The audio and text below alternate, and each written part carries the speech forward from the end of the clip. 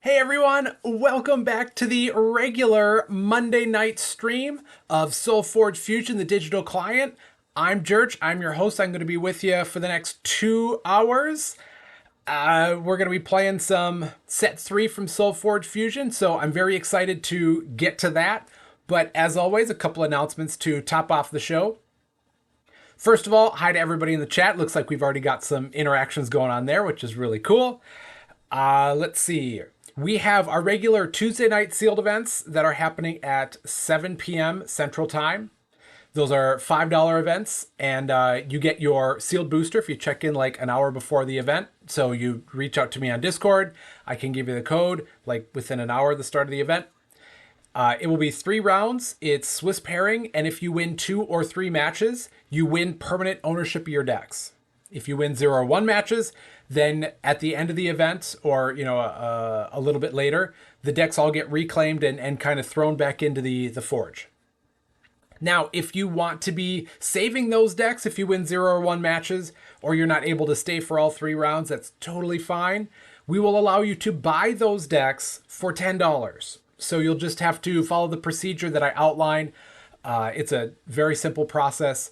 When we get close to the end of the event and I can walk you through it, you'll get an invoice, you pay the $10, and you get the decks for half price, and you already got to test them. So it's a pretty sweet deal. If you play in the sealed event, you open it up, you play 3 rounds with it, you don't do so hot, you don't like the decks, then it wasn't really much that you lost there. It was only a couple of bucks. Now, we have a special news for content creators, and we started doing this last week. If you are a streamer or you'd like to be a streamer, then reach out to me before the event, whatever one of these sealed events you're signing up for, and you can get free entry. All you got to do is send me a link to your stream or your channel, and then I'll be able to promote it before or during the event, so then other people can start to watch, maybe people who aren't actually playing in the event but still like SolForge Fusion. So your audience will grow. We get more people putting out content for the game, which is good for everybody. So that is always an option that's on the table now. It's new, and we want to really kind of reward people for creating content. So that event, sealed event, is on Tuesday at 7 p.m. Central Time, so 24 hours from now. Wednesday, noon Central, we have another sealed event. So exact same deal. It's just on a time that is more friendly to the European crowd. And we have opportunities. I think Iron Bryce from SolForge is going to be running a sealed event of set 3. So those details are soon to follow. I know that I created the event, but I can't remember exactly what day it's on. But go to SolForge Fusion events, and you'll be able to find all of these upcoming events that are going on, and so many more.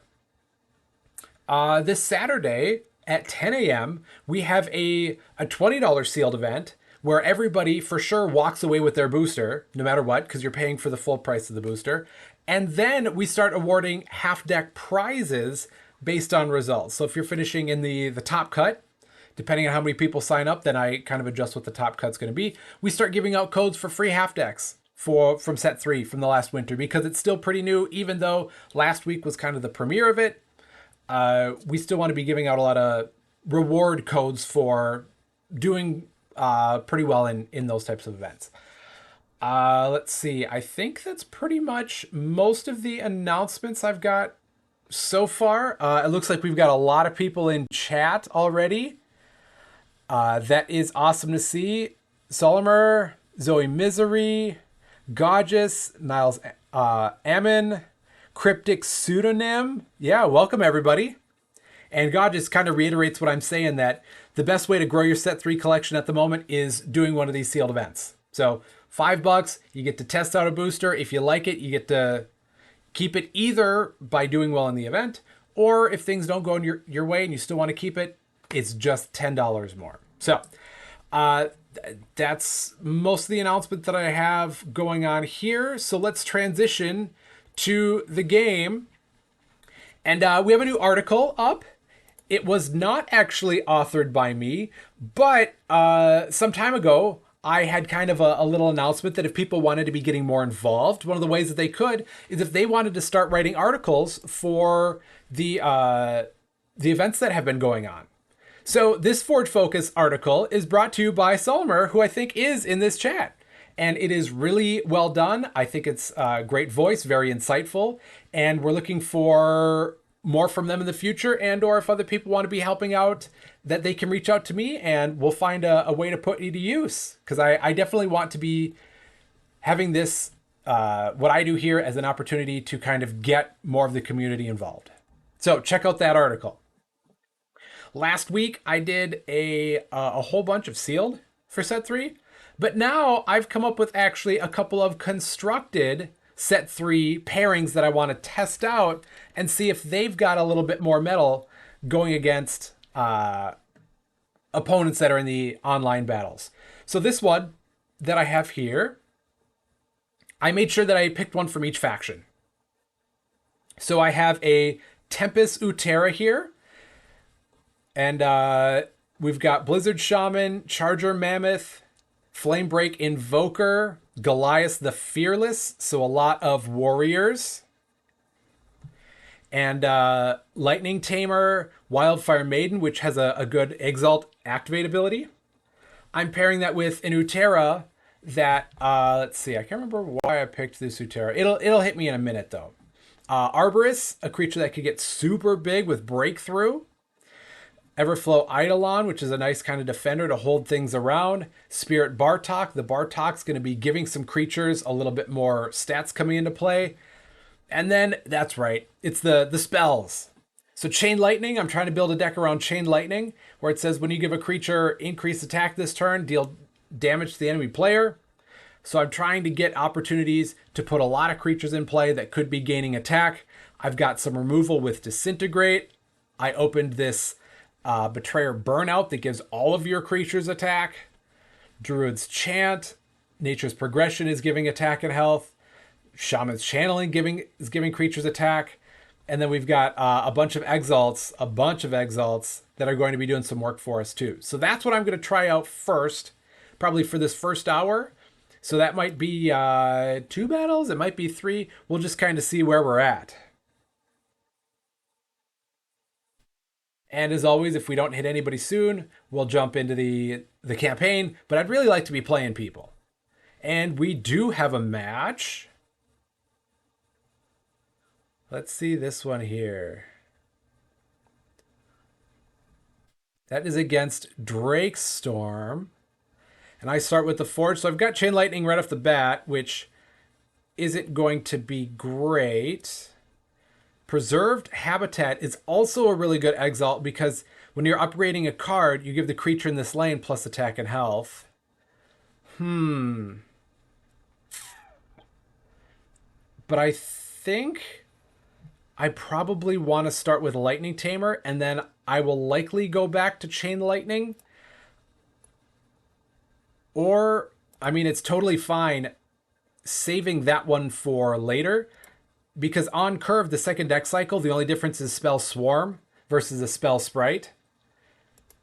And the true benefit from it is being able to increase, or when you increase creatures' attack, that then it starts to do more damage to creatures. So I want to get things on the board that are going to help keep my creatures alive.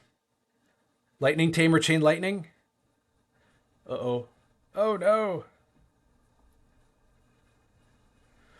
Or I'm thinking that I go this Preserved Habitat.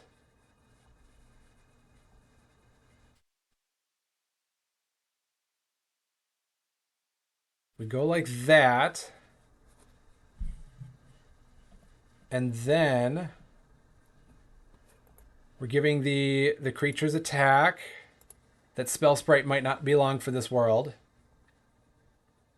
And then I actually want to get this Everflow Eidolon out because there are a few spells in the Utera half that are spirit synergy that require me to have a certain number of spirits in my banish pile. So I'm just going to throw that one there, so then I get the level 1 in my banish pile. Oh, good call.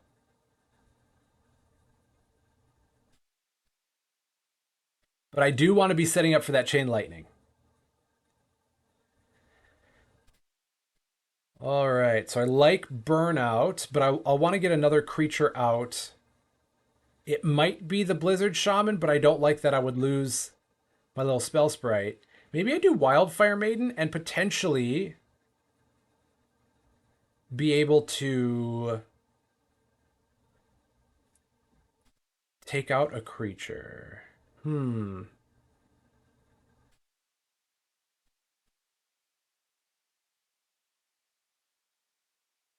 Yeah, I'll go Wildfire Maiden there.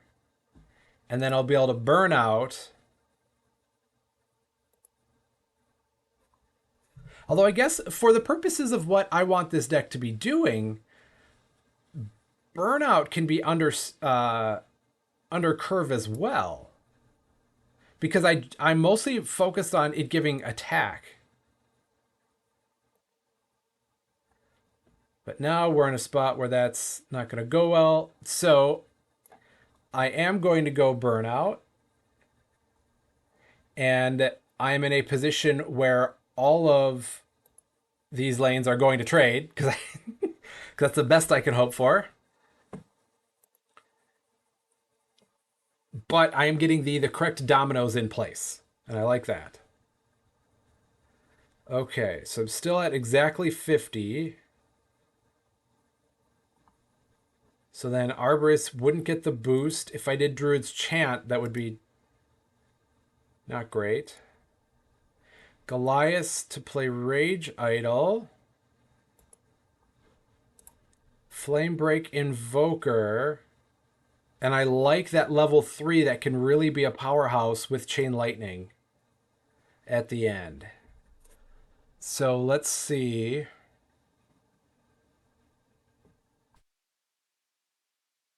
I think I'm going to go... Ooh, but I don't necessarily want it there. I'll go Flamebreak Invoker there. And I would like to do Druid's Chant. I think Arborist is also probably an option. Arborist isn't that great in this particular situation. We'll see. I'm leaning towards either Goliath or doing the Druid's Chant to get this even bigger to stick around and do multiple combats. So while we're waiting for my opponent to take their move, anybody do anything fun over the weekend?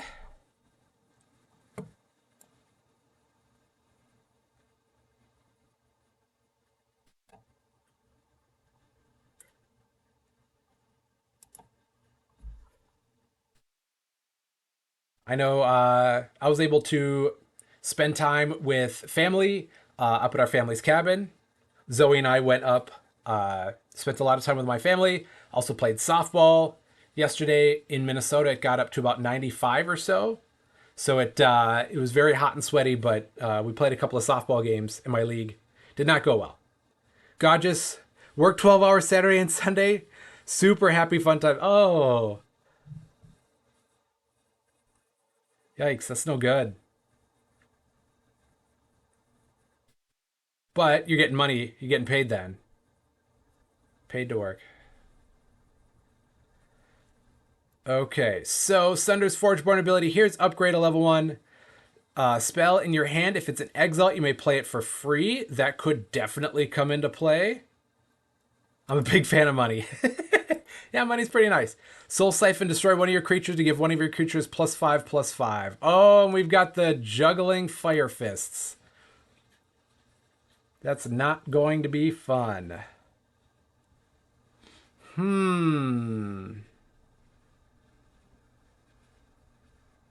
Well, I like preserved habitat,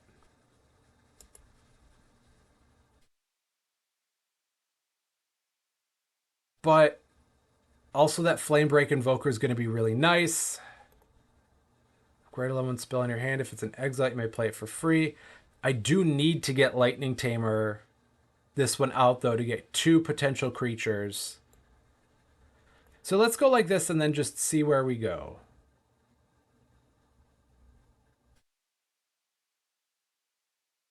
Um, that's going to end up being annoying.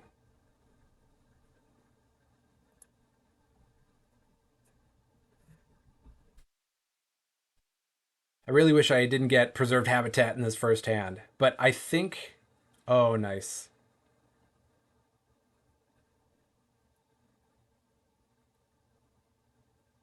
One damage there. Okay.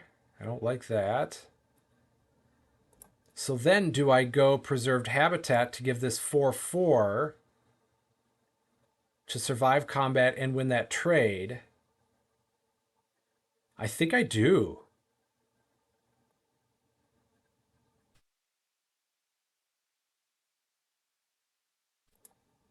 All right. Because the goal is to get enough things on the board and then upgrade. So then I still get to upgrade that Flame Break Invoker. And then that gets a +4 up to an 8/8. So I at least win that trade for right now. And then my opponent will be able to ping me down, my two creatures down with their Fire Fists. But before then, I can do some damage.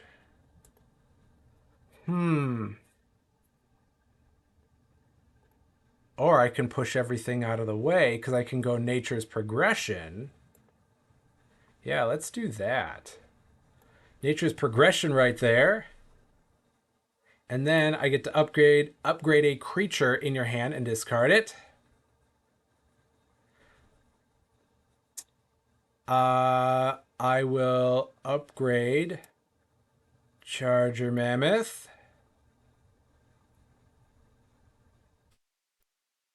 All right. And then we're starting to get a couple of big things going on here.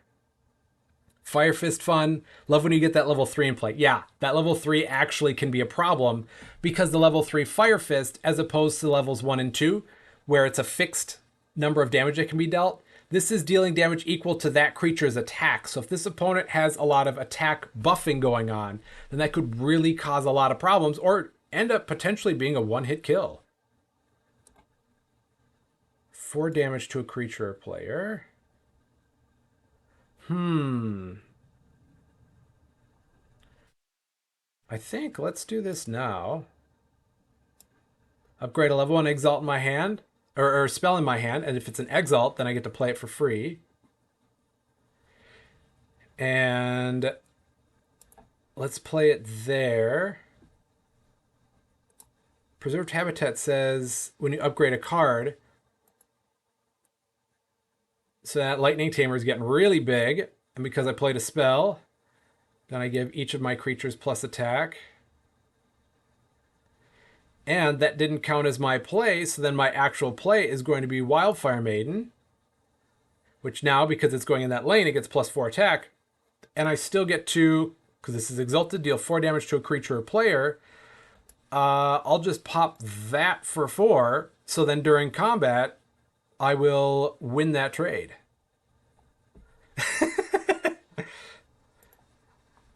Gorgeous. Fire Fist level 3 is either kill instantly or lose. Potentially, yeah. And then Utera Tempest upgrade. What a world we live in.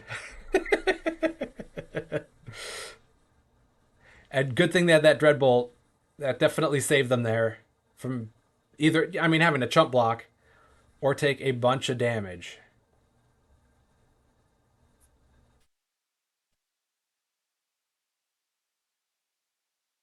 What are they thinking of doing? Because they played their spell. They definitely want to be activating. Set 3 is so many fun. Yes. Solmer, yeah, totally agree. They're probably going to do the 2 damage here and then 1 to my health. So in these two at least trade, and then they do. Oh.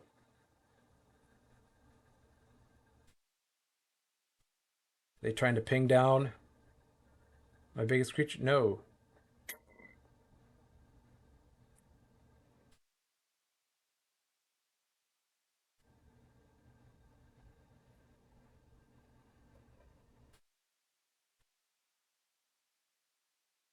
All right. I don't know if that's the way that they're going to keep that. Yeah, I would do it the other way. Deal the 2 damage to my spell swarm, so then those 2 creatures trade during combat, and then 1 damage here to just kind of leave a nice little parting shot. Ah, and fast hippies in the queue.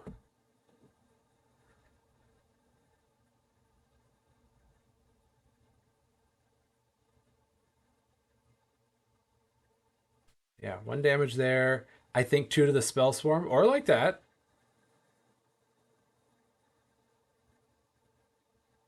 And they are definitely running low on time.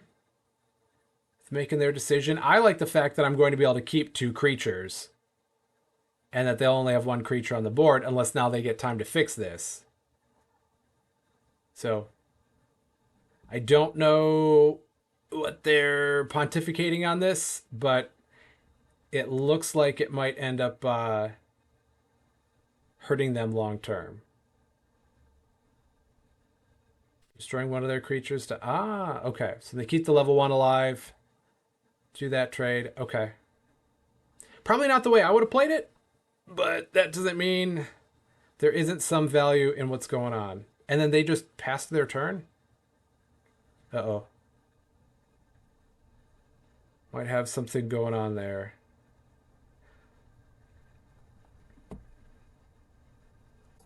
Well, let's go like this.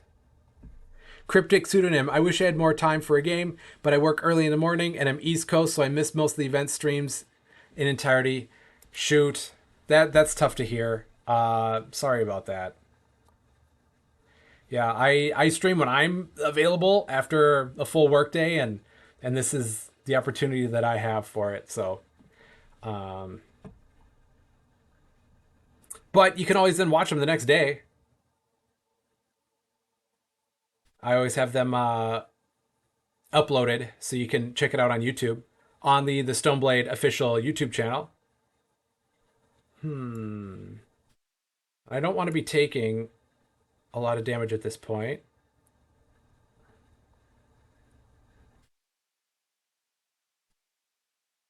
So I'll chump block there. See if I've got some removal for their Indomitable Fiend.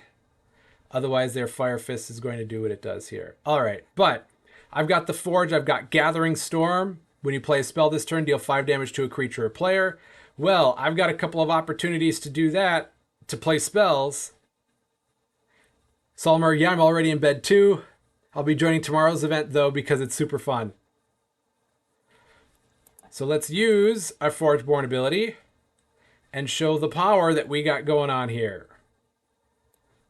So I will go Chain Lightning to play a spell sprite here, and it says whenever one of my creatures gains attack this turn, then I get to deal 2 damage to the enemy player. I played a spell, so Spell Swarm goes off. And then I played a creature in that Ancestral Staff lane. So I get to deal 5 damage. I think I'm going to do it there to keep this Spell Swarm alive. And then dealing 2 damage to the enemy player, 2 damage to the enemy player. All right. And then the next card I'm going to play is going to be Burnout. And that'll give me a Spell Swarm and give my creatures +4 attack.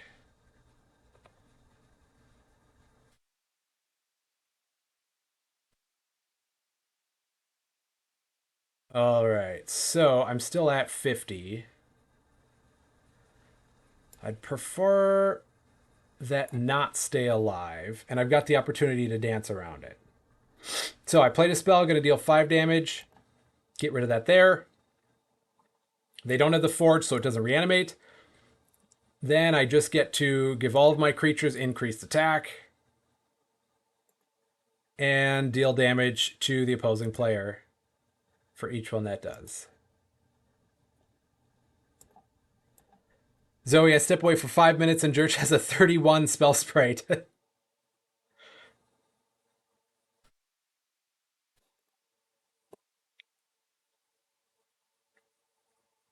3 rounds of sealed, it rarely goes to time, but I would say 40 minutes per round tops, yeah. Oh, and then they got their Fire Fist, so that'll take care of that there.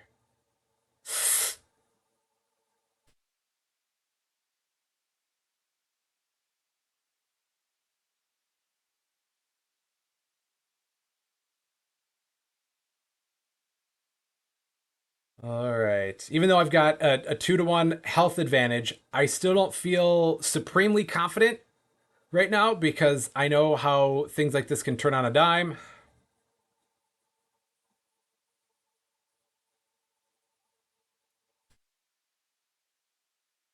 Well, that was kind of a poor move not to use their Fire Fist Aranti so I can keep this alive. So I will go Druid's Chant to give this creature +10/+10. And then I get to play an Oak Father minion, which I'll put right there in Preserved Habitat. And then that gets 3 attack, and I got 10 health for that. Because I'm thinking I'm going to do Nature's Progression, probably on the Oak Father, to give it a bunch of stats. And then also be able to upgrade a creature, which I've got 2 options. And then that would give this even more stats here. -6/-6 to something. Okay. I would be taking 22. Oh. Well, that kind of turned around on me pretty quick.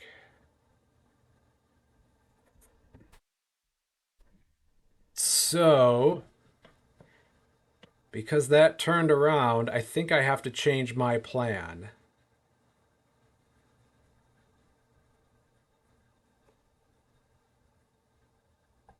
Cryptic Pseudonym. It's so tempting. I love this game, so I want to do more in the community to help it grow. Oh,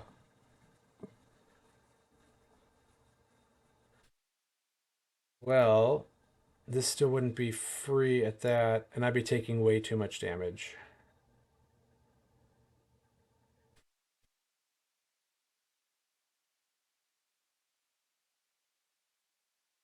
All right. Suboptimal, taking 18 damage, but I take out their biggest creature, and I get to pump up. Well, I don't know how much longer that Oak Father's going to last, but yeah, this is what I was worried about. Is I don't know what my finishing kick is for this. So this Wildfire Maiden is dealing 6 damage.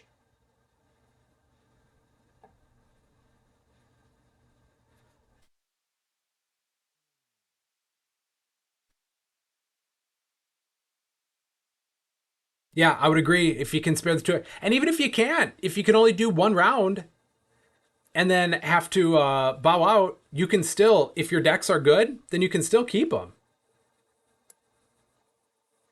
Here we go. And I have the Forge.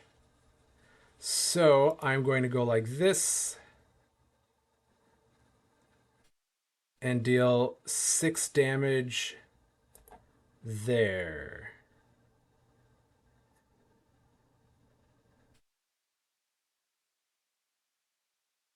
Yeah, the sealed events usually go a little bit faster on the weeknights because most people want to get it going. If it's the Saturday ones, then they tend to drag a little bit, which is totally fine. People like enjoying the exploration process. Let's see.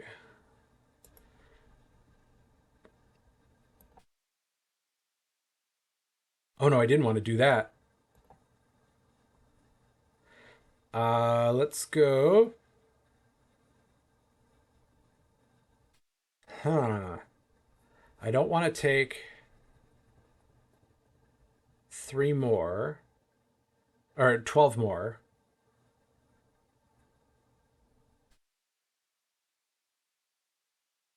Which spell knight? Okay, combat.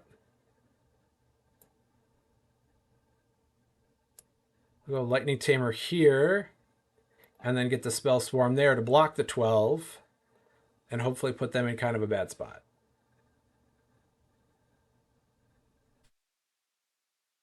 Yeah, yeah, God just did that. Got a nice Sonic Burst deck, but could only do 1 round. So just then sent me an email after the 1 round and was able to keep the deck. Otherwise, yeah,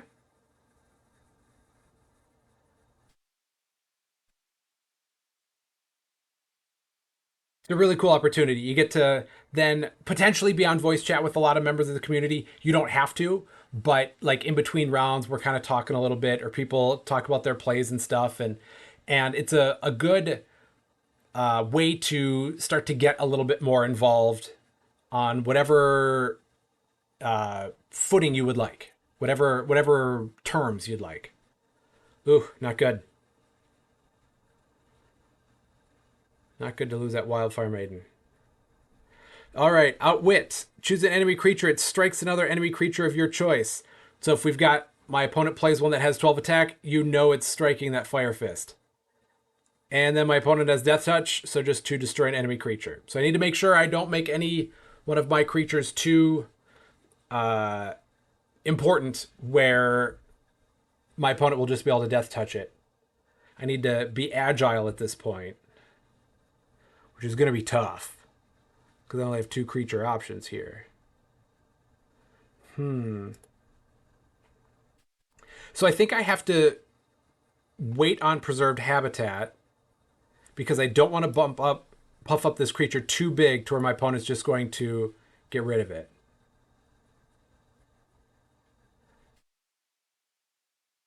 Or up to 7, which is still not going to be enough.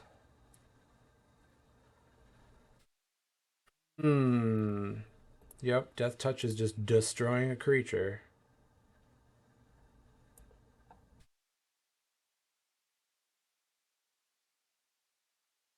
So how about we do this? Hmm.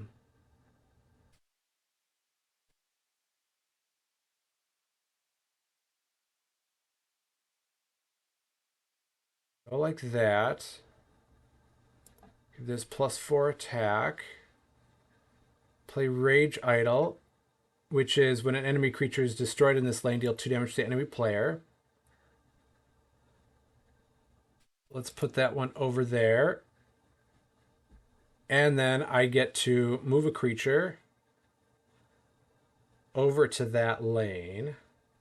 Or over to the Goliath lane. I'm going to move that. Roger Dahe. Howdy, Jurch. Hey, everyone. Good to see ya.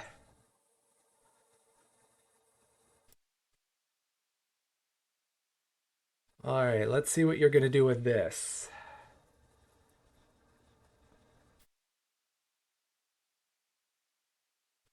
Because I'm worried about how big they can make the attack for this Fire Fist. But then dealing 4 damage to either one of my creatures doesn't concern me too much. But now dealing 9 damage does.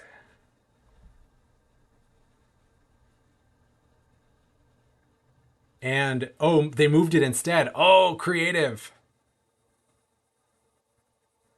Well, that actually works out perfectly for me.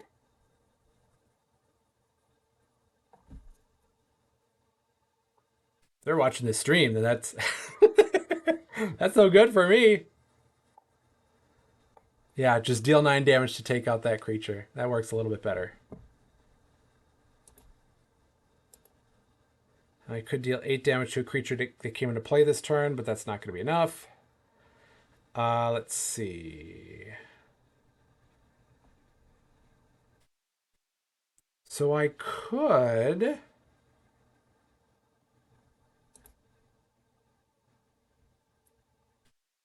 upgrade a card, a creature.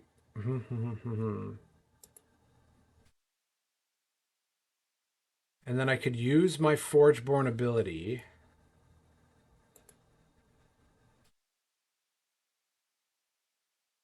Go like this. Upgrade a creature.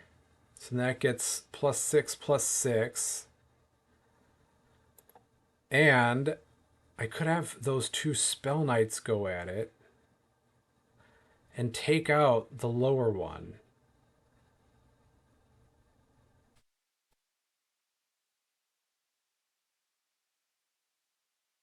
Otherwise, I hold off. But I don't like the thought of taking 14 damage and having all of that available just to be taken. Nope, I have to wait. I have to wait, and I'll take the damage. I'll take the 14. Okay.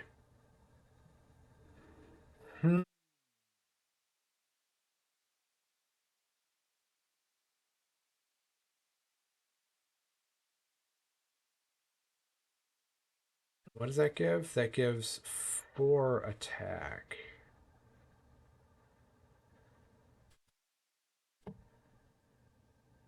Still 15.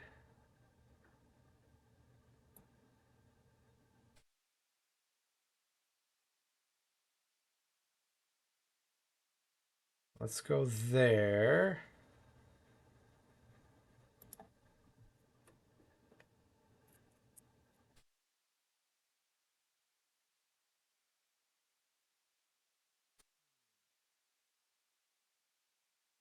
Yep, no upgrade to keep this out of range of the Fire Fist. But I'm hoping that my opponent does something that will give another one of the creatures up to over 12 attack. And then I can just have it take that creature out. But yes, this is a danger zone for me. Conflagrate. 2, 3, 4, 5 damage to up to 2 things. One of my favorite spells from set 1.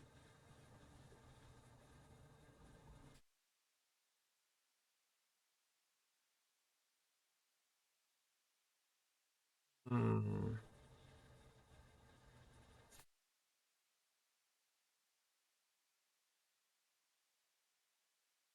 Then what? Okay, makes sense.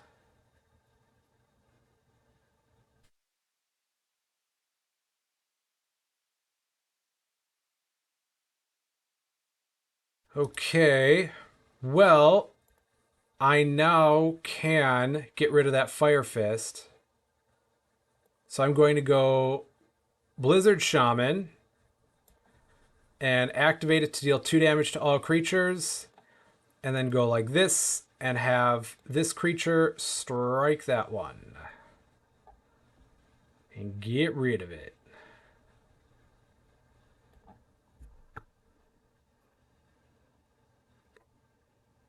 But it's not looking good here. It's not looking good.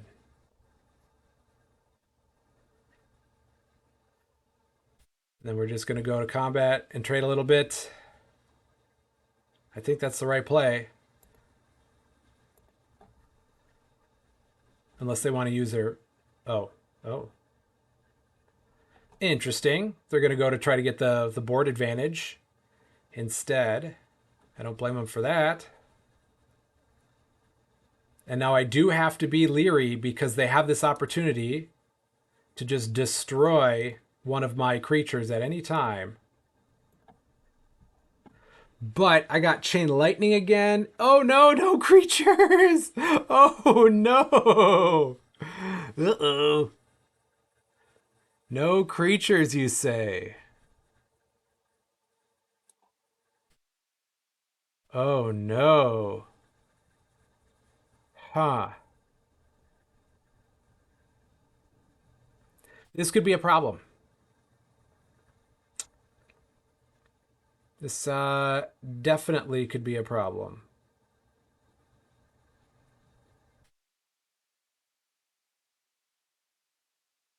Oh, and this is the last turn of the game.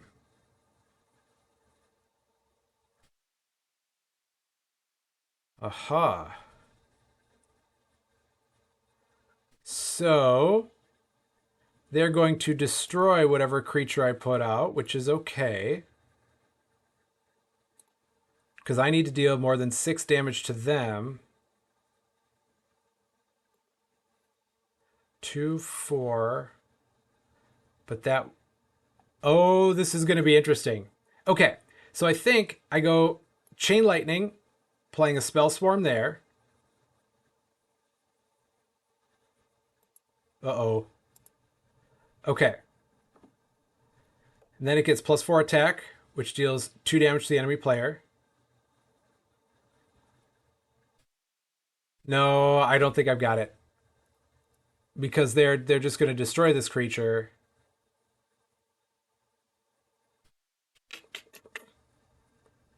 Yep. And even if I did this Deep Frost Hills, which still doesn't work correctly, but it could at least deal 3 damage to the opposing creature, I could put it in this Rage Idol lane, activate it to deal 3 damage to destroy this Combat Spell Knight. But that's still not going to trade enough. Yep.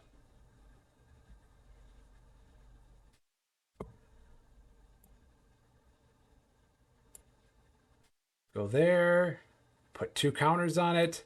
Activate to at least deal the 2 damage to the enemy creature. And then I take 15. Good game. Good game on that one. Need to figure out how to keep my creatures alive a little bit longer. How'd I kill the Iranti?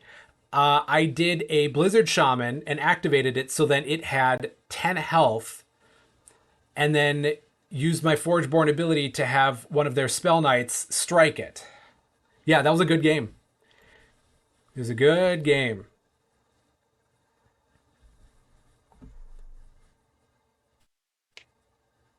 I think I've got one more with this deck, and then I'll go to my Necrium Aloyan one, which I don't know if I've played this specific pairing, but I've definitely played a lot out of each half so far. I did a fair amount last week, and I've done a lot in the campaign as well, just because I think it's overall, it's the strategy that I want to be going with my current collection of set 3.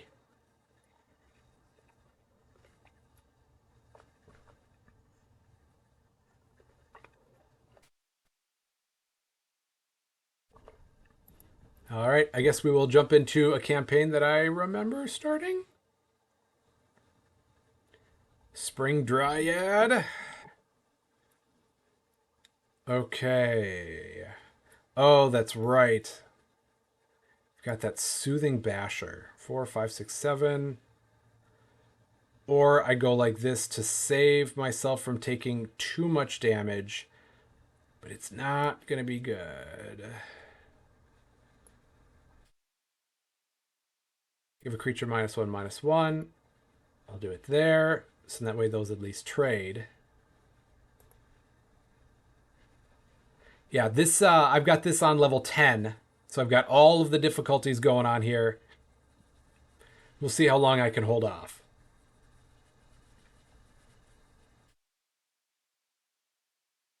Upgrade a level 1 upgrade card in your hand, then discard it. Deal 1 damage to 2 enemy creatures for each level 1 and 2 card in your discard pile. Well, currently that would be 1, 2, and that would be 3 damage. That's not enough. It'd be 4. Oh, that would be 5. Okay. So that means that my first play is like that. Yeah.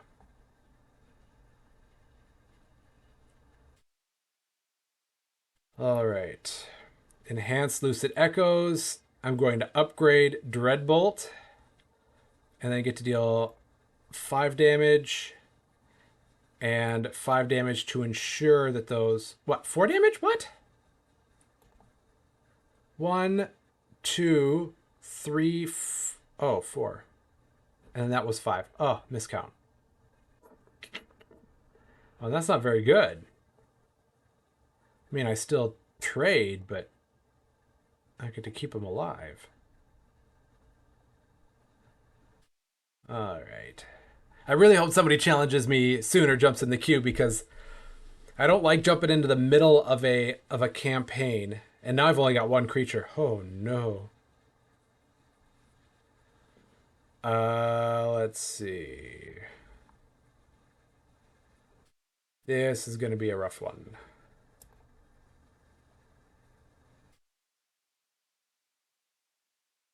Carnivorous Taro.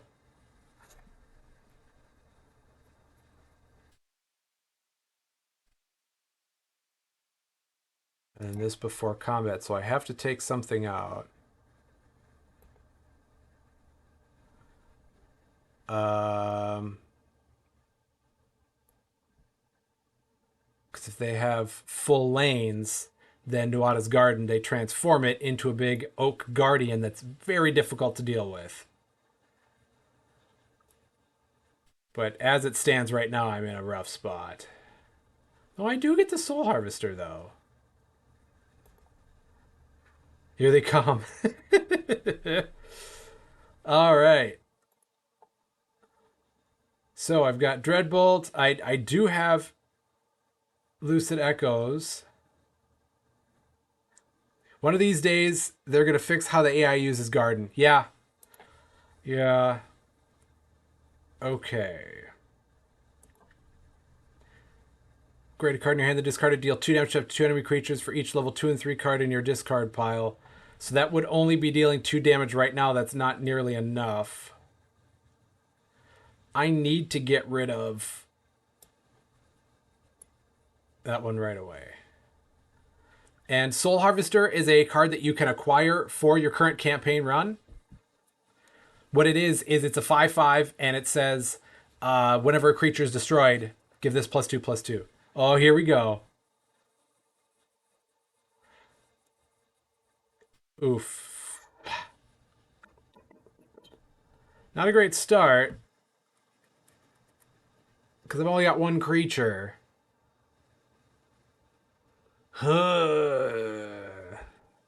Well, let's go Chain Lightning into Nature's Progression and upgrade that Arborist anyways. And hope that my opponent's just not going to wipe off my creature right away. I'd greatly prefer that. Please don't destroy my creature.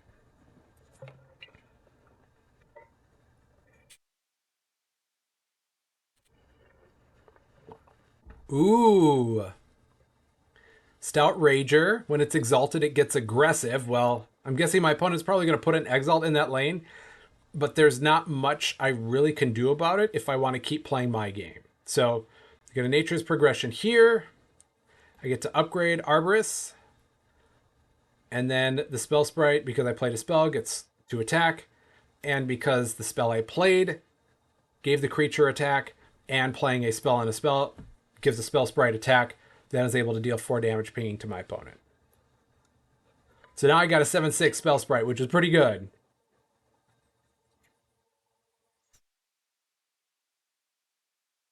Mount of Heroes would be cool, yeah.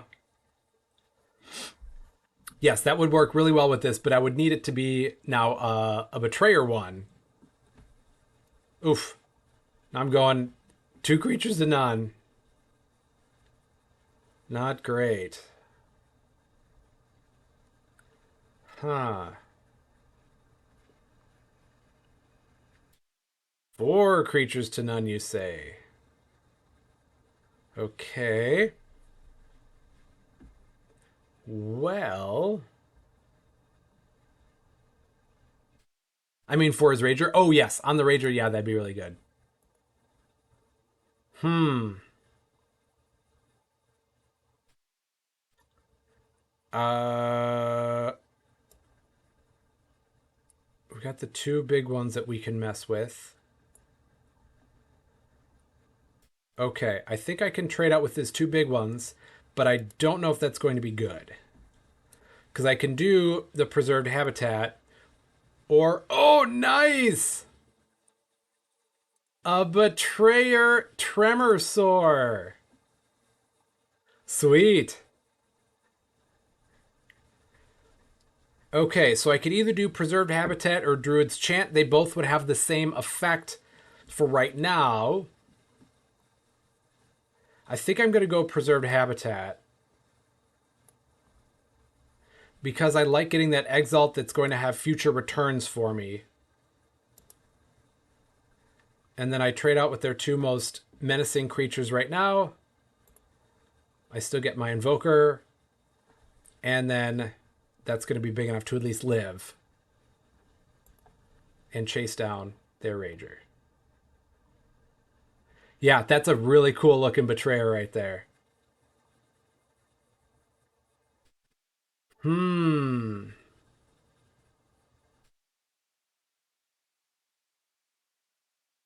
2 to put it up to 5.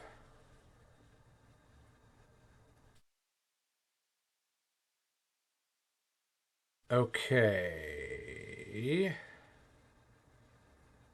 Hmm.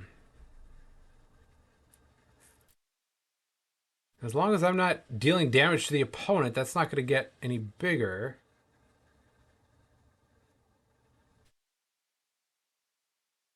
Okay. Combat Inventor. I think I might do the staff into the Wildfire Maiden and do that over here to then block the Thunder Soar and then hopefully take it out pretty quickly. But that's a really cool looking Betrayer, and I'm worried about what this could end up doing to me. And now that becomes moot.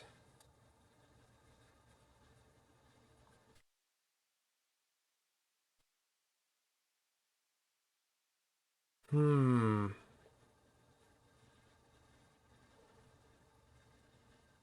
Now they're gonna put a maid, so it's gonna deal attack damage to my creatures. Oops. Well, I know it's coming. So I go like this. It gets +2 attack. It's exalted now. So I can activate to deal 2 damage to a creature or player. And they still get 4 armor. So I should probably do it there. And then there's no reason not to move that. Because I have a feeling they're going to move one of these. Or, well, I guess I know what card they're playing. And they're going to move over the Wildfire Maiden, probably, to win that trade.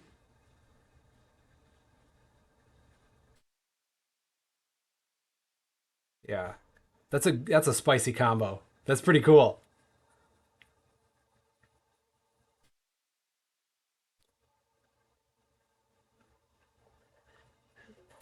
Yep. Scipion Augmentation.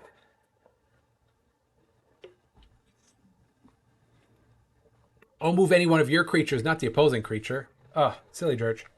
Well, I think that works out better for me right now. Because yes, that Tremorsaur gets buffed up, but I still get to stay alive. My creature does. Hmm. Lightning Tamer, Wildfire Maiden, Burnout. Not in a good spot.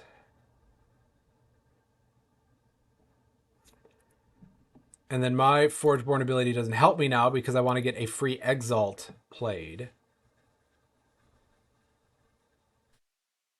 So I think what we might need to do is go like this to move that back. So this is Exalted. And then I can destroy that.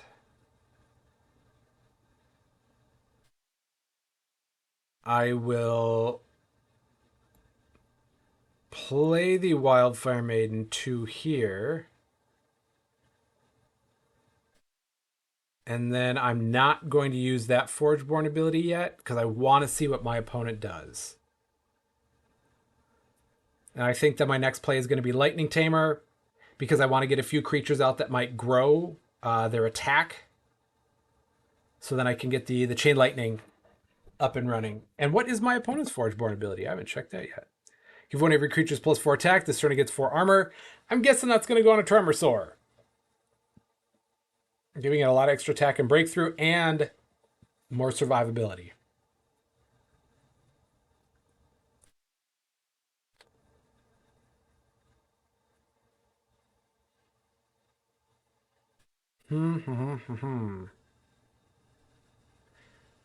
What is Carl going to do?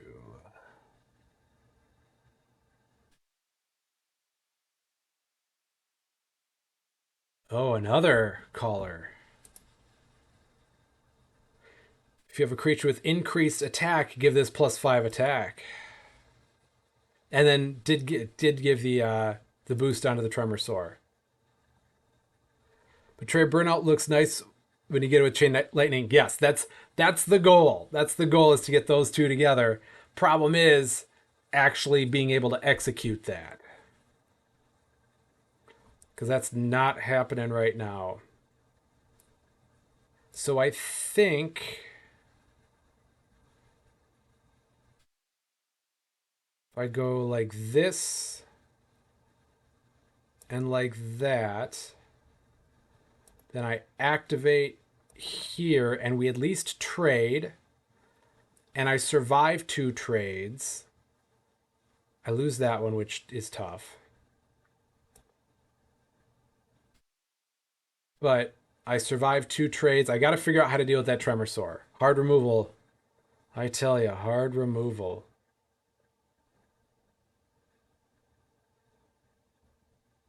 Well, I got the level 1 Exalt. But that doesn't help my plate. George, did you consider your Chain Lightning burnout deck with the Betrayer burnout too? Oh, do I have Chain Lightning with burnout? Ooh, I might have to go back and find that one because I didn't remember that one, and I definitely should have. Okay, move Ancestral Staff there. Goliath the Fearless. Give it +2 attack. Play Rage Idol. Yeah, let's go there. Oh, it might be the Phantom. Oh no. I'll have to check. Because yes, the double burnout with a Chain Lightning would be really powerful.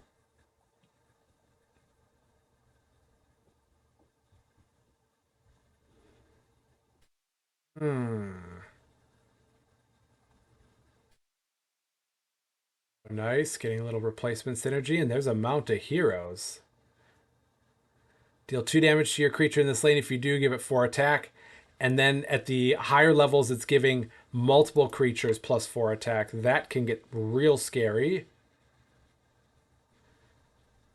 Let's see. Playing an idol for free is not going to help me. An exalt for free isn't really going to help further my win conditions. That's going to trade. Oh.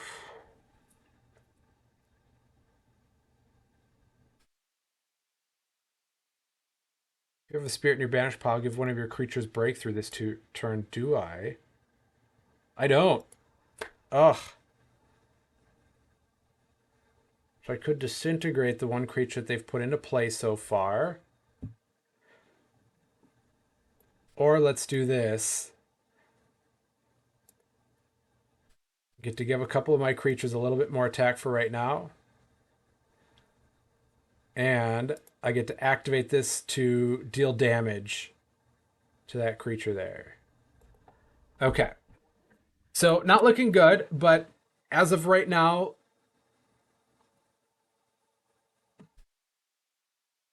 the board was going to trade out. I'm glad I'm getting rid of those callers, because those have been annoying.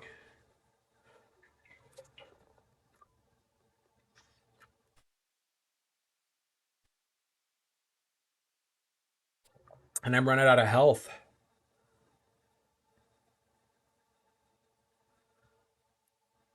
Then you'll be able to keep alive.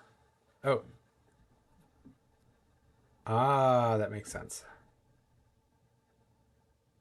So I've only got 14 left. 14 health left.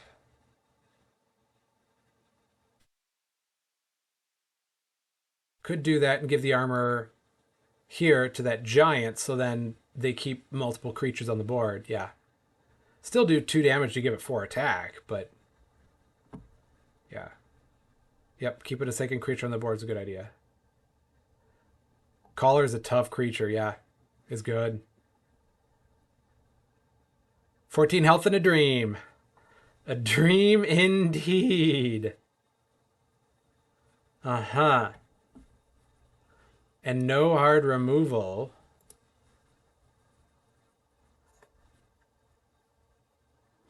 Hmm.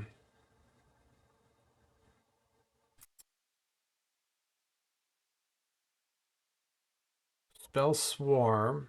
I'd still take 6 with the breakthrough.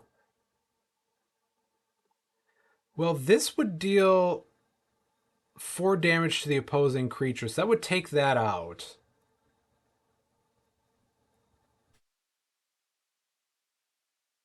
Huh. But then I still need, because 7 and 8, and that's not going to be enough. It's not going to be enough. 7, 8, 9, 10, and 5. Nope, still not going to be enough. Upgrade a level 1 spirit in your, spell in your hand.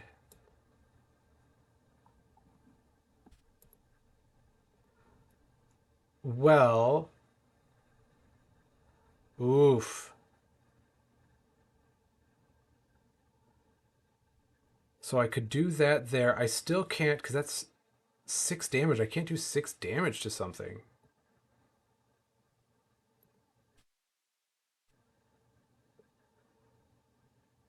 Yeah, it's not good.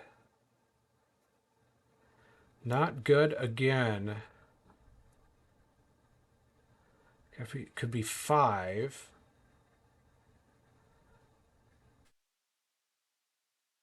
No. I think I'm at a loss here.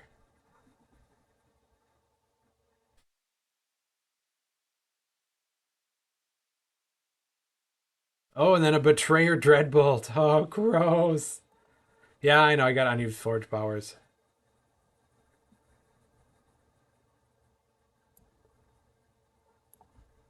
Let's throw a bear there. We each gain a little life. All right. Good game, Carl. Yep, I know. Yeah, it's a pretty sweet betrayer. That pairing had for the opponent had good removal. Uh, had big creatures and were able to keep them on the board by moving everything around. I think that was really well played. Really well played. So now, since we're halfway through the stream, I am going to good game, Carl. You seem to find really cool betrayers. So I'm going to change my deck to the set 3 test 1. So that was the other pairing that is my Necrium Aloyan. Yeah. It was a good game. It was fun. It making me think and work, and then helping me realize the shortcomings in what that pairing for me had. So let's see if I can weasel my way out of this Spring Dryad. Oh yeah, down to 5. Oh. Okay. Well. Oh, that's right. I was going to Dreadbolt that there. No. Dreadbolt you. Okay, and what mobility does that have? That is mobility 2. So I can bring it over to the Drone Hive lane.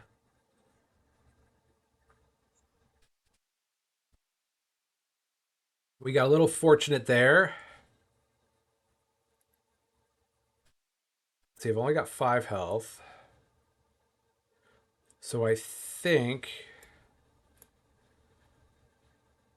uh, upgrade a card in your hand, then discard it. Tactician 13, 14 is that's a little bit better. We'll upgrade the Juggernaut. And then this is dealing 2 damage for each in my discard pile, so it's dealing 4 damage there, and oh, doesn't even matter. Yep, I lose already.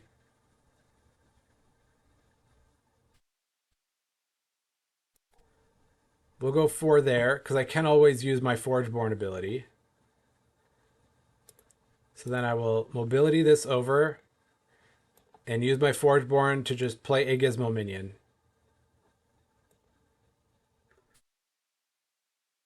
Oh. Somebody save me from this match. Soul Harvester gets to benefit from a lot of things dying.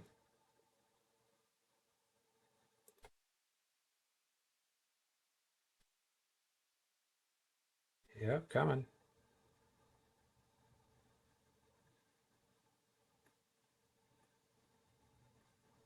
And that was the next creature that I played this turn, so it gets to go up 4/4. Neat. Oh no!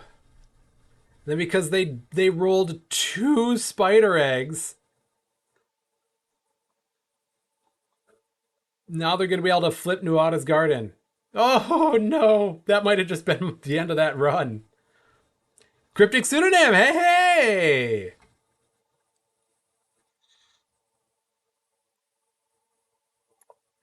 All right. So, if people have been following along from all of my set 3 streams, you'll know that I'm a big fan of Drone Hive and the stuff that that can do with the Slay ability.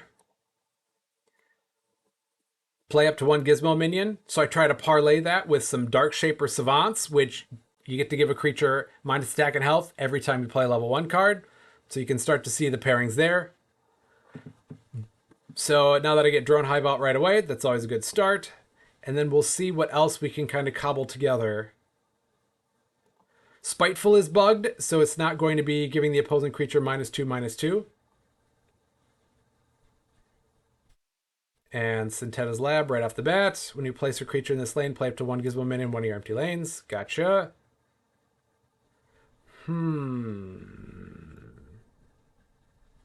That one's useless. That one's useless. The only creature that isn't immediately useless is this Spiteful Deathseeker.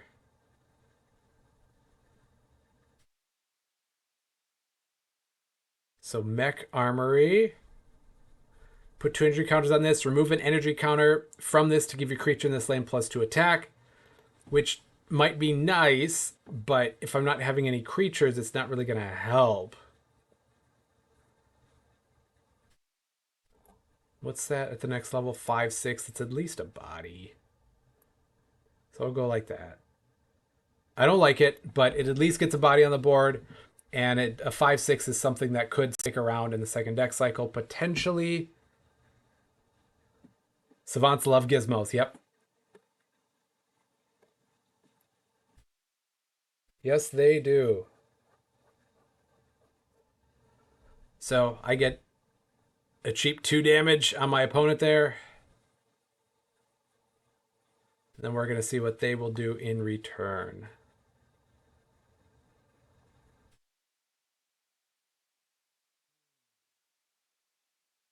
Dark Pryings lets you reanimate a level 1 creature next time that creature does.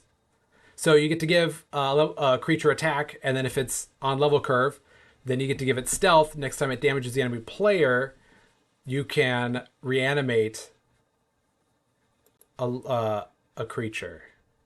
Ooh. My opponent's probably not going to like this.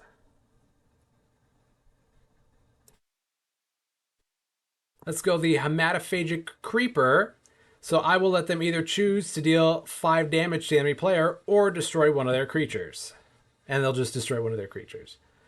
And I could destroy one of my creatures to gain 3 health. Sadly, I don't think I'm going to do that.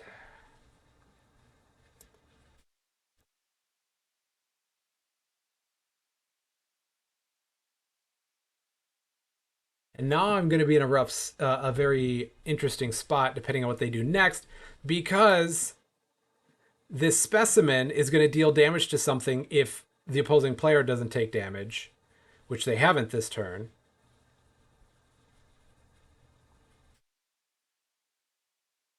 And it looks like they won't. That Spiteful doesn't work. But I can get this Dark Shaper Savant working. So we're going to see if I can start doing the combo I'm looking to do.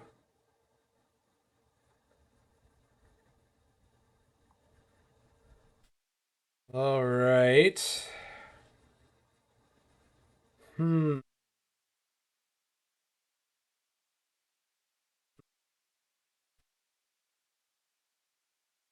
Advancing Captain. Give your other warriors +2/+2 when a creature replaces this. Upgrade one card in your hand, then discard it.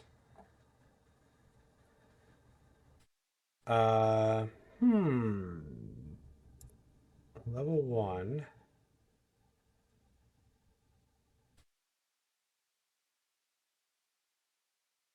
So let's see. I've got a lot of options. A lot of options. But I don't like that I can't do much with that because it's not exalted. That doesn't have a deploy. 8, 6. Nope. We're still going to work with that. Okay. So Dark Shaper Savant, I get to give an enemy creature -1/-1. I'll just give it there.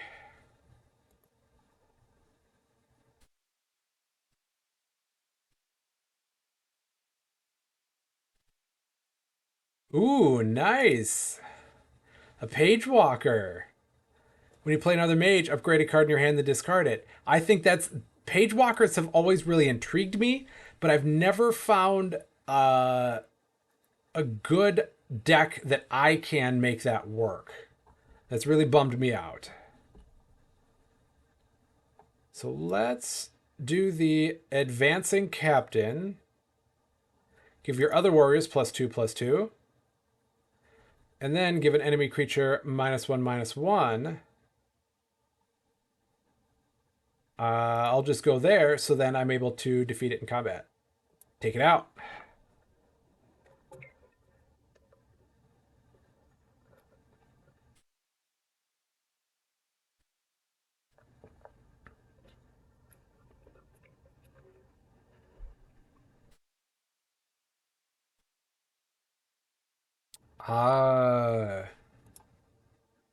Voltaic Magus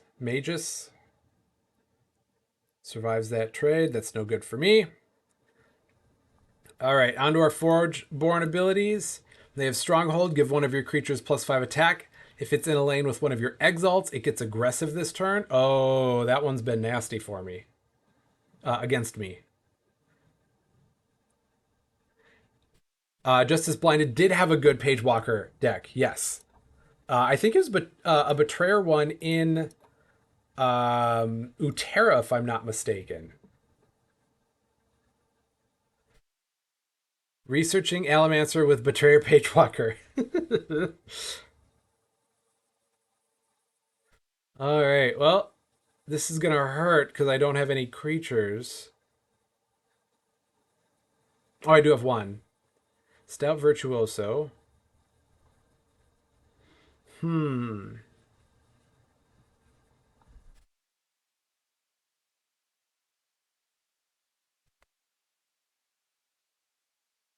I wonder if I move this over there, and then I'll play Gizmo there, and activate this, and then I'll use my Forgeborn, Bones of Solace, because this is a Blighted Cersei. And it says, when your creature in this lane is destroyed, put an energy counter on this. Then if there are 4 more energy counters on this, transform it and overlay Cersei with it.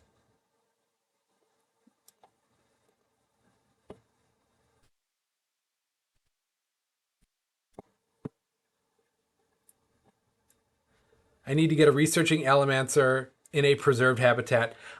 Yes. Deal 3 damage to one of your creatures. Where are you going?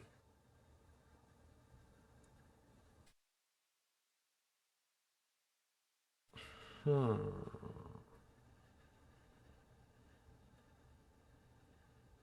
lot of mage synergy there between a master and a page walker.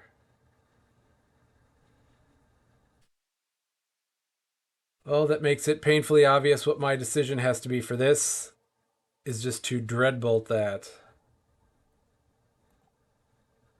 It'll take a lot of damage. But I get a gizmo out at least. Okay. So I've got the captain again, which is not great if you've got other warriors out, and I clearly don't. Energy Surge. Play a Gizmo minion, upgrade a card in your hand, then discard it.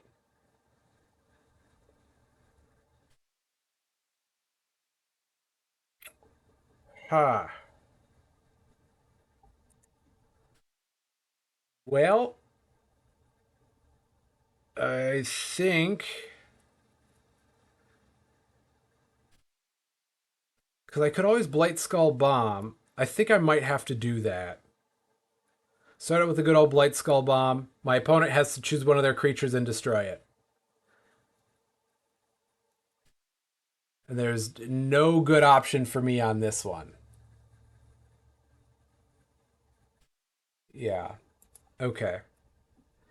So I'm thinking I have to do the captain to take out this other mage for their combo. But once again, it's not looking good for me.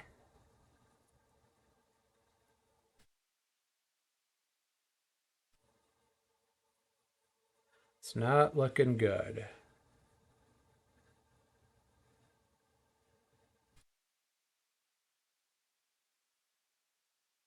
Aha.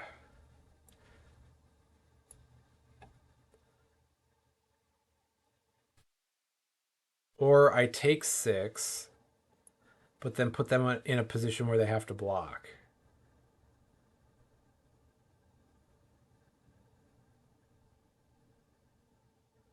Either way, it's not good.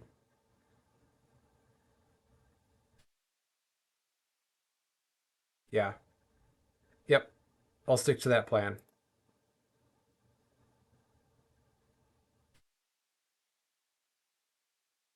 Because then right now, I at least survive this trade. Uh-oh. And then I didn't deal combat damage, so they get to deal 5 damage to a creature or to the player. And at this point, yeah, that's a pretty good option.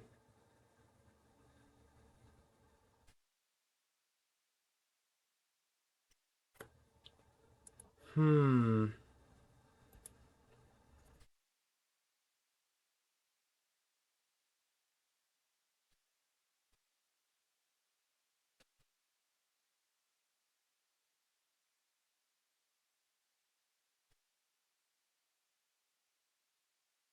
Okay.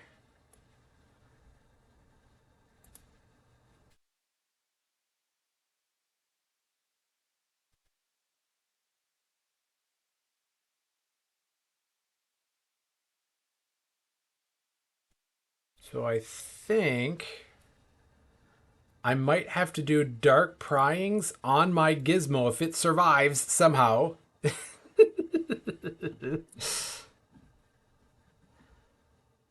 10, 18. Okay. Yes. So I do dark pryings on my gizmo. So then it will have stealth and be able to damage the enemy player. I get to give an enemy creature -3/-3 because I played a level 1. So I'm going to give it there. Get to play Gizmo Minion. I'll do it to block 10. And then because I played a level 1, I get to give a creature -3/-3. So I'll give it to the Page Walker there. So then I survive that trade.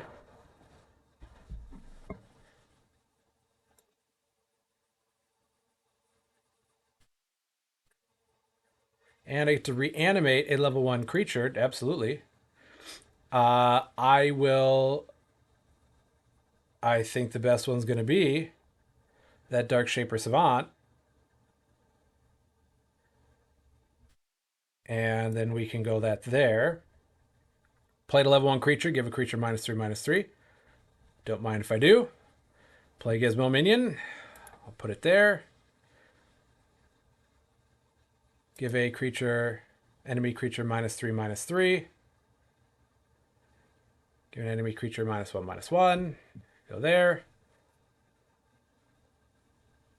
And they actually took damage that time, so they can't do damage to me. All right.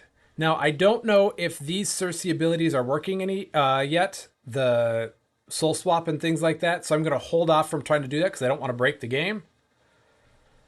But I have a couple other level 1 cards that I can use. So I will just play a level 1 card here. Give an enemy creature -1/-1. Okay. Give an enemy creature -3/-3. Go there. So then I get to put that out. Nice. Yeah, this is what this deck is meant to do. Is this where you can keep juggling and just whittling the opponent down. And now because I still have another level 1 card or a couple options, I can try to do that again. If they put something out that has 4 health or less.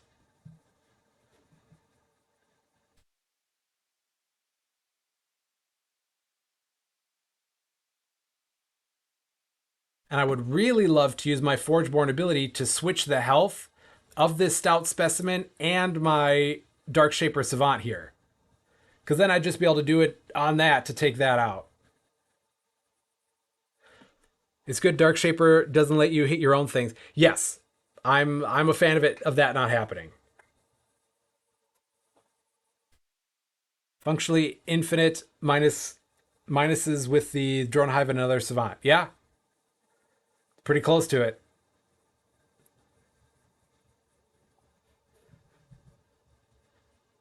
5 damage, probably right there. Yeah. Yeah, that's fair. Okay, let's see if I can use my Forgeborn ability. Swap the health of 2 creatures of the same level. Ah, still won't let me do it.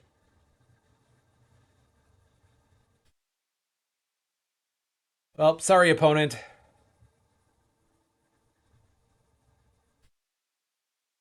Because if I can get that going, then yeah.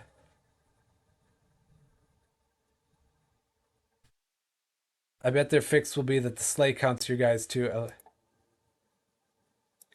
So I guess I can't fully test this deck. Because I can't use my Forgeborn abilities. Not completely.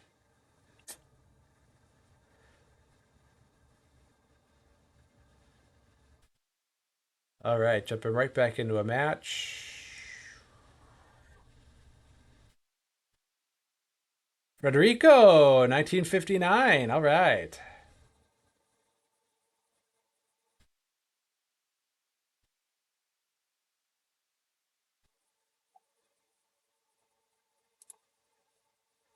Blitzing Colossus, breakthrough mobility. Oh, that's a nice touch. Hmm.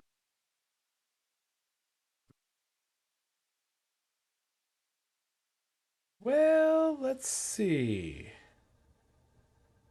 Let's put this here and see if it forces them to move the direction.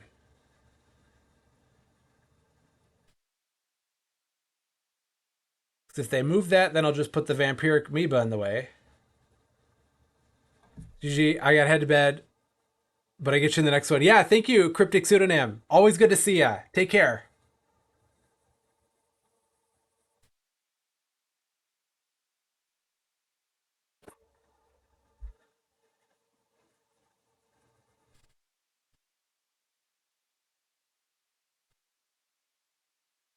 All right, moving that out of the way. I think I'm going to go Vampiric Amoeba because it gets really big at level 2, which is nice. And then it still takes this out, and there's a net no difference because the breakthrough, the 3 damage it would do, is offset by the fact that Vampiric siphons or drains 2 health. So I gain 4 from playing Vampiric. I lose 3 from the breakthrough. So I technically come out on top on that one. Oh, unless this is a rolling. Oh. Well, do I want to keep that? No. I still like that trade. Still like that math.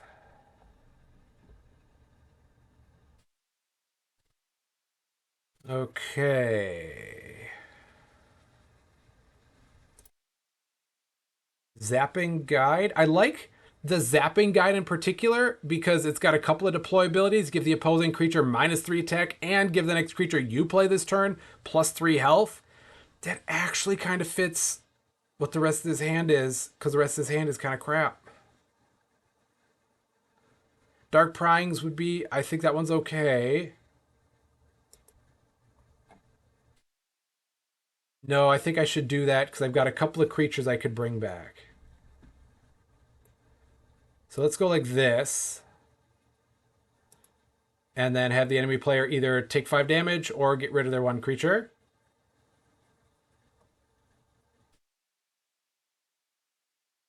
And I probably definitely should not have put it there if I was going to give my creature stealth. I got bailed out on that one. I should have put it in one of the far lanes. Oh, not a great decision there. For me.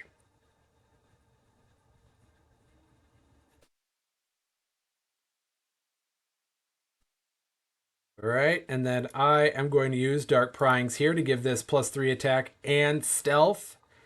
And then if it does damage to the enemy player this turn, which it's likely to, then I get to reanimate a level 1 creature of mine, and I think I might do the Amoeba, because then I get to drain 4 health from my, or 2 health from my opponent. And sometimes it's the little things.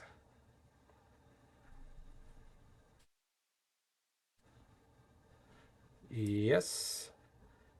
And because I don't have any warriors, and that doesn't do me any good.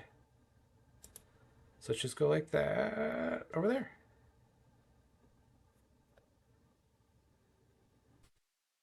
All right.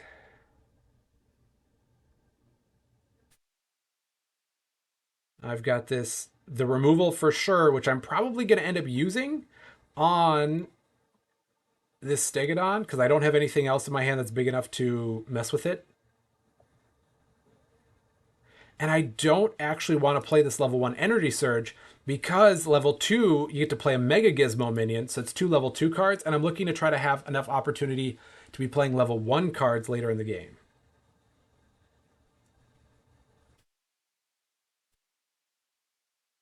Oh, and what's this Mantis? Oh, I guess we don't know, but we can check what their Forgeborn ability is. Dark Forge Drain, you say? Betrayer Darkhearts are going to love Dark Pryings. Yep. Yes, they are. A lot of weird shenanigans can go on with that.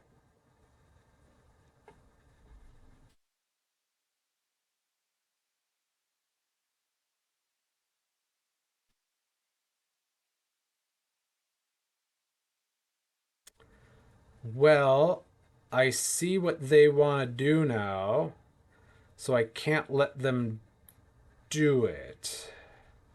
So then I think I'm going to go like this and play Explosive Demise, destroy one of your creatures to give each enemy creature -2/-2. So I'm going to go there and whittle down what they've got going on. Or Betrayer Dark Pryings, yes. Oh, Betrayer Dark Pryings. Carl, do you have one of those? I thought you had one, or somebody has one that I've seen. I played a lot of SolForge on stream this last week, so it all kind of blurs together for me. But I thought somebody had one of those.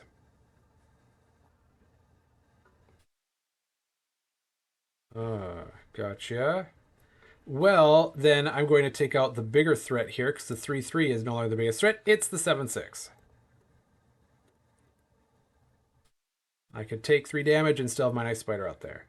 Betray Immortal Echoes. That's what it was. All right.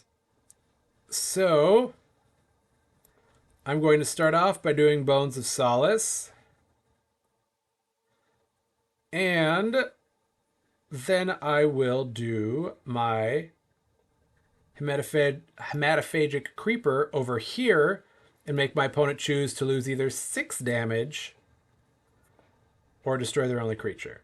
And I'm not going to get rid of my 6/6 just for 4 health and 1 trigger on that Bones of Solace.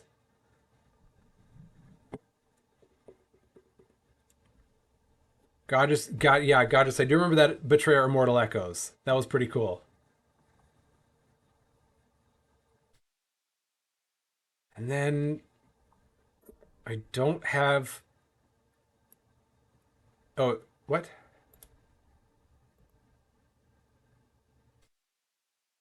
Yeah, get that captain out. I don't have any other warriors, so I'm missing on that synergy. There aren't a whole lot of warriors in this deck. I think I've got like 2 more in Aloyan, but when you're able to give a creature +4/+4 or +6/+6, it's very powerful.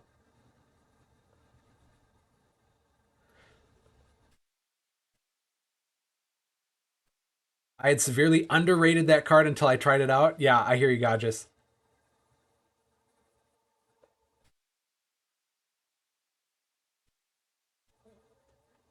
It's like a necromancer. If you hit later in the cycle, it does work. If you hit it turn one, yeah, it's tough. But it still does something turn one.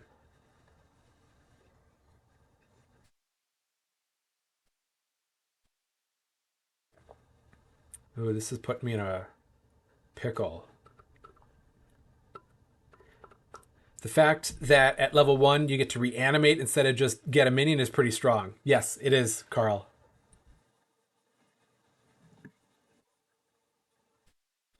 Hmm.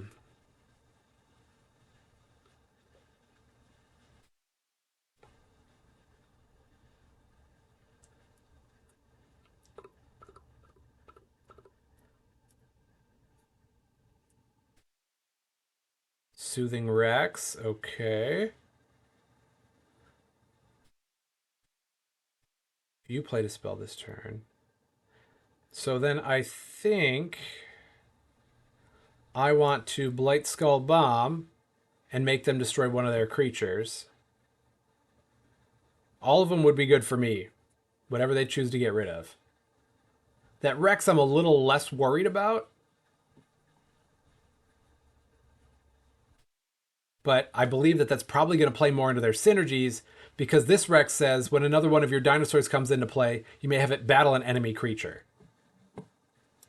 That's always a really fun thing to do.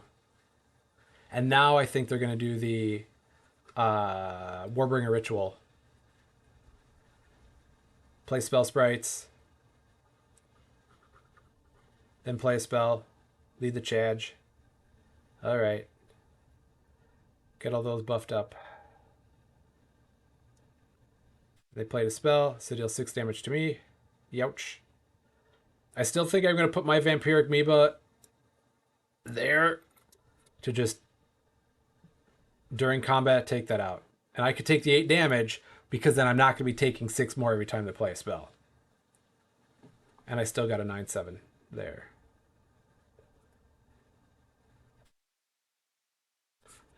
Hmm.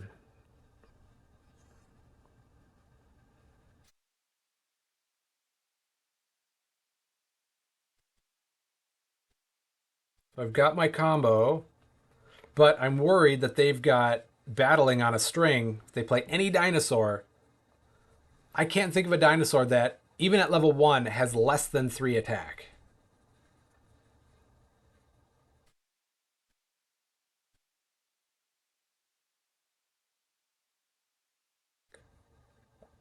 Mm-hmm.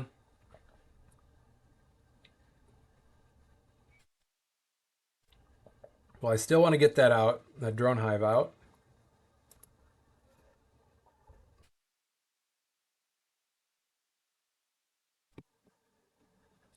Oh, and they still get to push it back. Oh, just have it battle.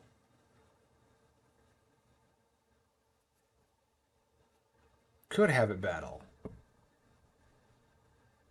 Yeah. And then I get a Gizmo minion, which I think is going to be more valuable there. Because then I get to ping that down. Which now in the new deck cycle gives me a chance with... oh, that's a rooted matriarch. With the level 2 Dark Shaper Savant. And I can't use my Forgeborn ability. So it puts me at a slight disadvantage. And actually, before anybody guesses or asks, the other Forgeborn with this deck is also blighted. So no matter what, I'd be in a pickle.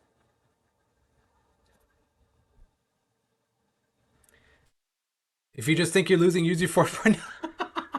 I'm not gonna do that, Conscious. That's horrible. I want to play the games.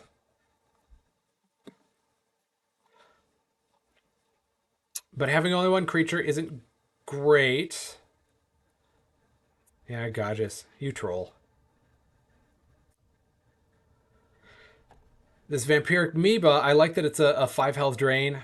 And I'll be able to take out this Rex, which will be nice. No offense, but this is the least threatening filled lanes I've ever seen. 3, 6, 7, 8, 9, 10, 11 damage showing. 11.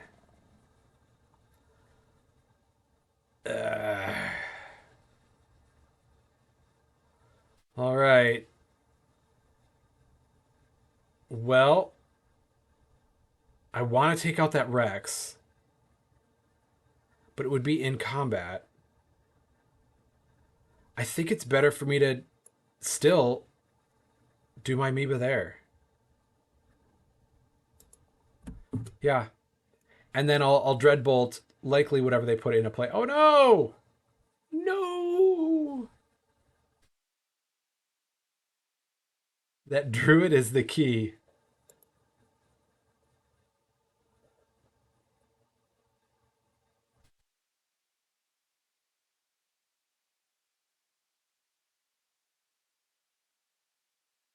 Five, 10, 11, 12, 13.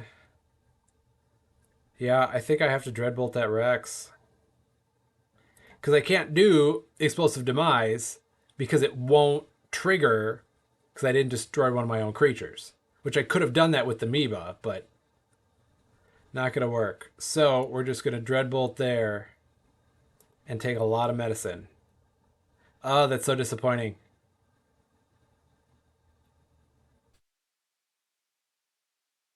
Whew. Hmm.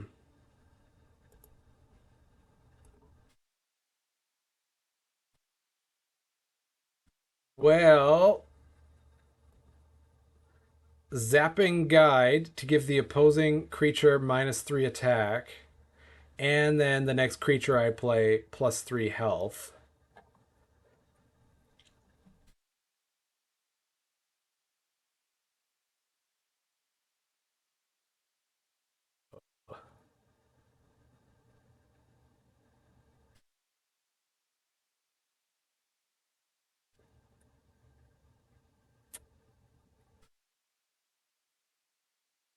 All right. So then advancing captain over there gets a little bit of extra health.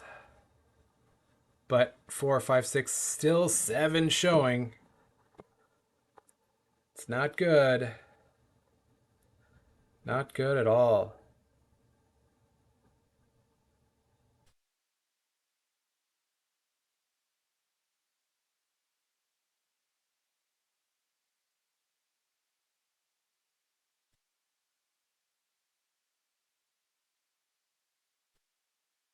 And I mean, even something like that might be the killer next time.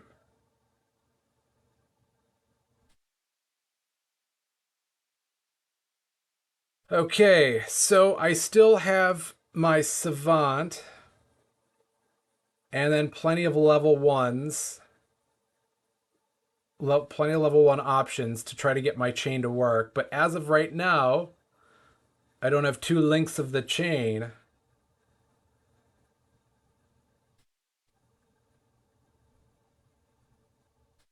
Because I would only have 1 level 1 card to play. Ew. And now that doesn't even matter. Oh, yeah, that's no good. Huh.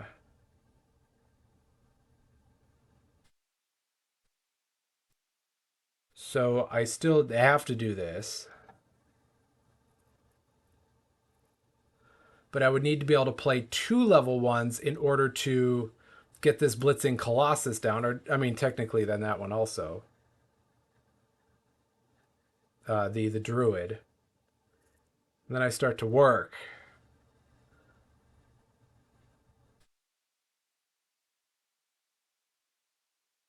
Yeah, Forge Power's unused. I can't use it.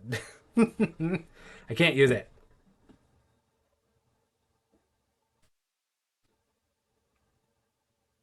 6, 10, 11.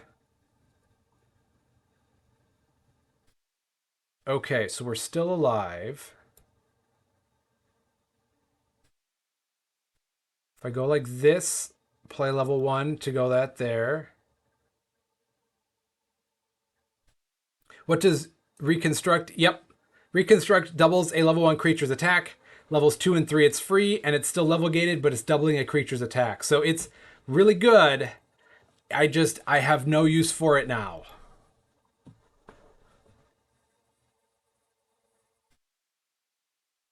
And Gizmo Minion, might as well put it there.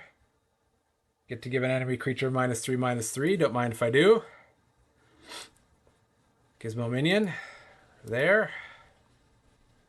Give an enemy creature -3/-3.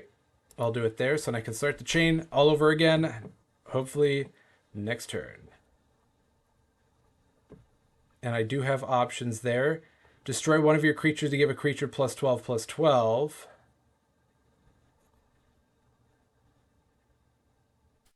Well, I think I have to do that. Destroy to give that +12/+12. And it needs to be a level 1. So let's put this here. Put 2 energy counters on it. Give an enemy creature -3/-3. Go that there. Play Gizmo. Put it there. Give an enemy creature -3/-3. Go on that there. Back down to the original. And then I think, depending on what my opponent is going to do, I could do Restless Dead, but I don't think I have a level 1 Spirit in my banish pile. Nope. So then I could reconstruct or do Hematophagic Creeper and try to give myself a little bit more health that way.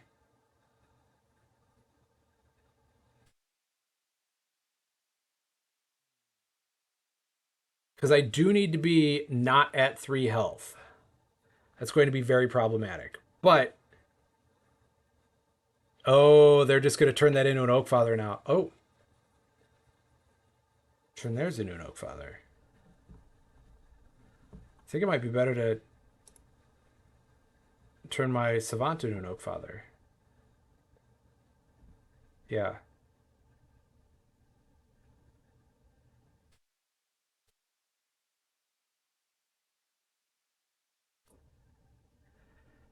Okay, so Seal of Anvilon is an exile that says put 2 energy counters on this, activate, remove an energy counter from this to give the opposing creature -4 attack.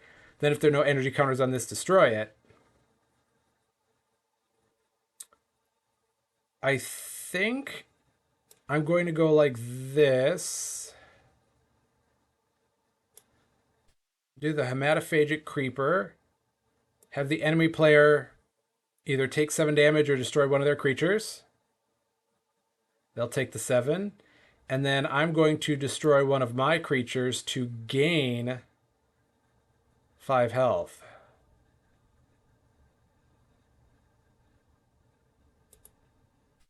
All right. They have give your creatures +7 health. You gain 7 health. Oh, that's a good one to have right about now. Especially in that interaction right there.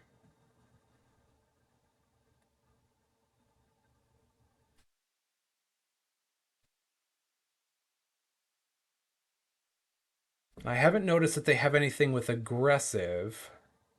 Oh, but that Rooted Matriarch, that's gonna... They still do have their Rexes.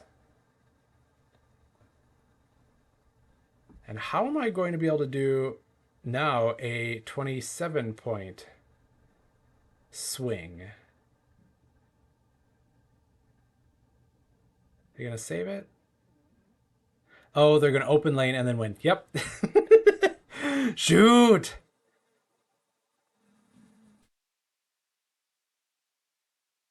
Yep, that was well done. Good game.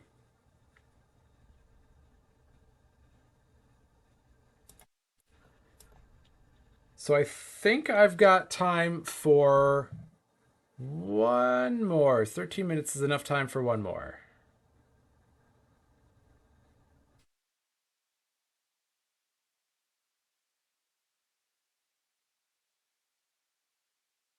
All right. So I will try this one more time. That was a good game also. I love when players have an opportunity to be really clever and they do it for like a finishing blow that they may not have originally seen, and I guess it's fair to assume in this progression that that opponent didn't see it right away because they undid their moves and then got to that point. So let's see back to where we're at here. Enhanced is deal 2 damage to up to 2 enemy creatures for each 2 and 3 in my discard pile. Well, that would be then 4 damage, which would destroy one creature and get that bumped up. So let's do that. I think I was doing that before anyways.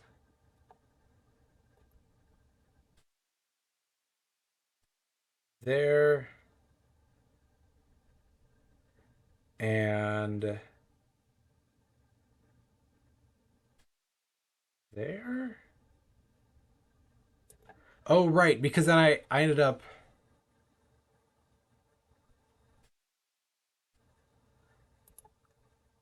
using this. Right. There. And moving that over. Right. Okay. That's right. And then that doesn't trigger. Soul Harvester gets to grow for all the creatures that were destroyed. And play Gizmo Minion. I think I'm just going to do it in that lane instead. And then look to replace it. Well, I guess 6/6 still trades on that. Yeah. So we're doing okay. Oh, that's right. Then they got both of those eggs out. And now they get to flip this. Oh,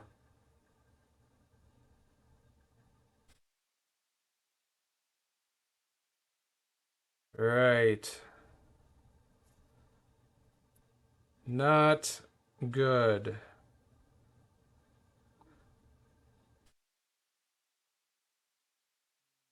Hmm. Well, I need to move that over there. And no amount of. I don't have something that has 11 health.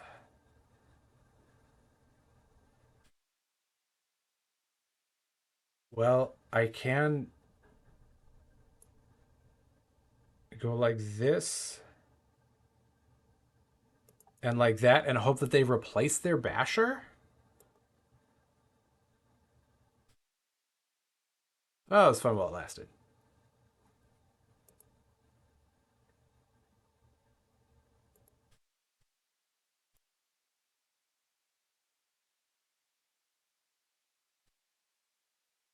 All right. So if nobody ends up challenging me in the next, I'd say what, 2 or 3 minutes, then I'll just cut this stream a little bit short because then if the match goes, if somebody actually picks up that match, it's going to go way too long, which is okay. I mean, it's not okay for me trying to get to bed, but you get the idea.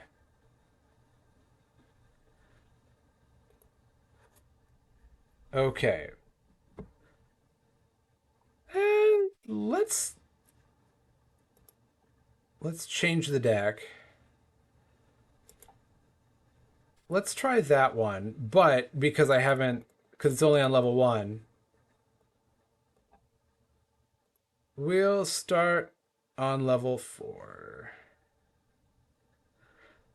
And your Flamebreak Invokers have Breakthrough, Charger Mammoths gets Armor, or Wildfire Maidens get extra attack.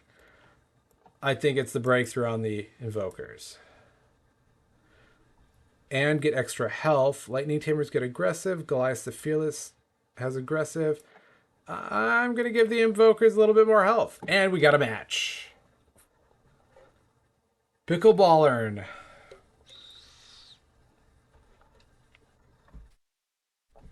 Okay. I want to keep that at level 1. So then Drone Hive it is.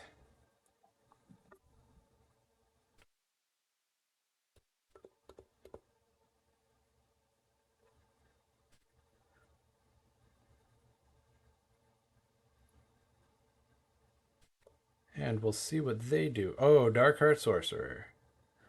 Well, well, well, well, well. They're going to take the damage on that.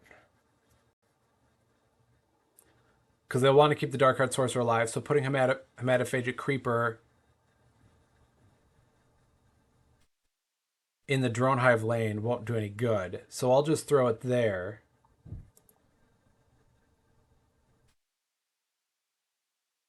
And they'll take the 5 damage. Because Dark Heart Sorcerer is worth more than 5 health. You play one spell, you drain, you net 4 health. Yeah. Yep. All right. Well, but then that shows me what I have to be targeting right away, which is good.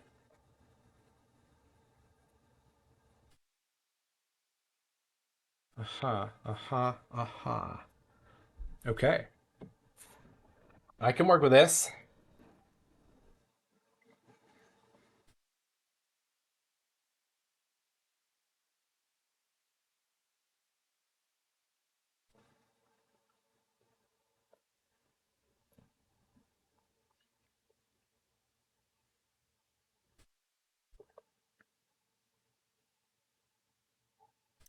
So I want to save this one. But then that, in order for this reanimate a level 1 spirit, for that to actually work, then I need to have this Death Seeker out there. So that's the first one I have to play. Well, because I'm not going to get more than one trigger on that wouldn't be good. I'm going to try to hide it. Going to try to hide it.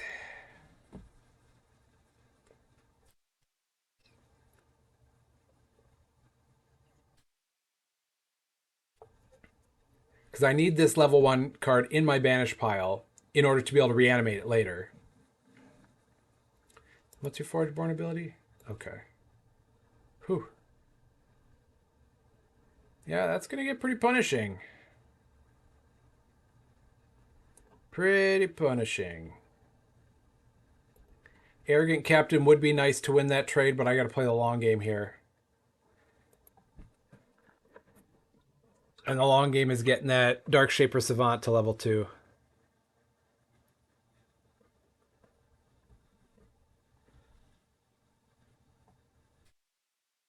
And right off the bat, let's just put that in its place. Then give a creature -1/-1. Go there.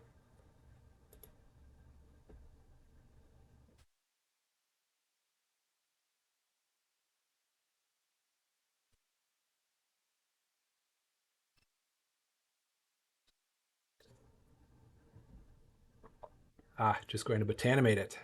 But because I played a level 1 card, get to give something -1/-1.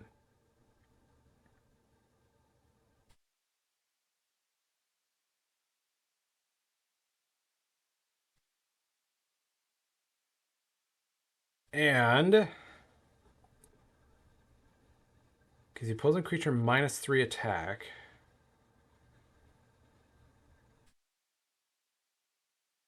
But I actually, because the Blight Skull Bomb then, that's going to end up helping me out later. Because then at level 2, it's removal where I get to choose 2 and they have to pick one of those 2. So that one is one that I'm okay getting up to level 2. And it boosts my little Wispy just a little bit more. All right, Hey, you could dendrify this one here as well if you'd like. No, not quite.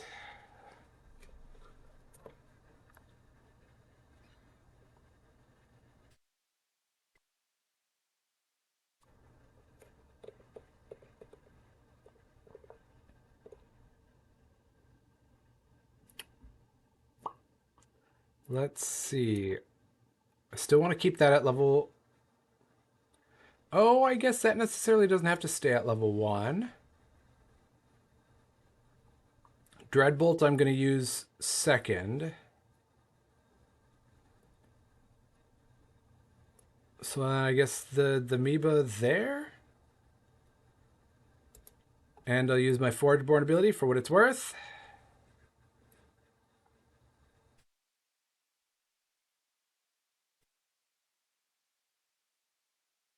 That's tough. But I still will Dreadbolt that so that I don't automatically lose one of my creatures.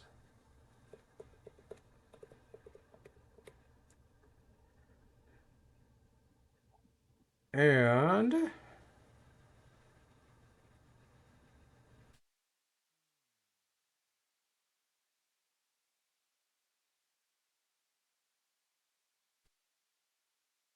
the Arrogant Champion. And then I can do the Advancing Captain after that. What's our Forgeborn ability again? Growth Aura. Give your creatures 3 health, you gain 3 health.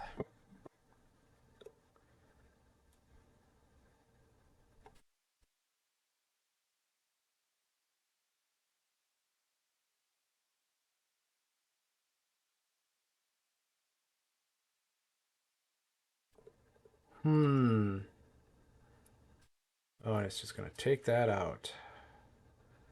Well, fine.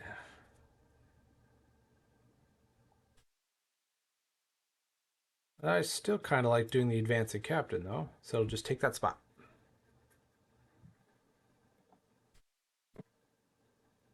Them having this huge mindless zombie minion doesn't bother me a whole lot.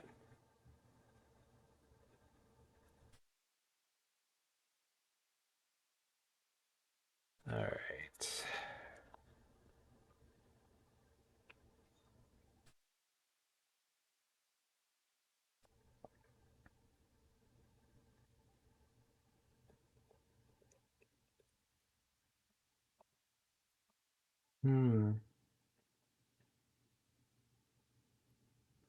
This is where I want to be.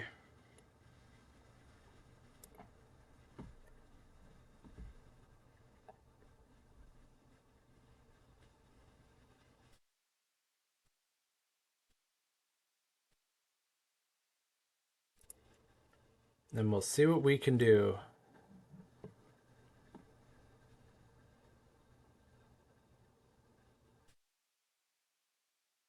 Because I'm looking to probably put a creature out. Gotcha. And then give then that Oakfather -3/-3. So let's go like that. And there.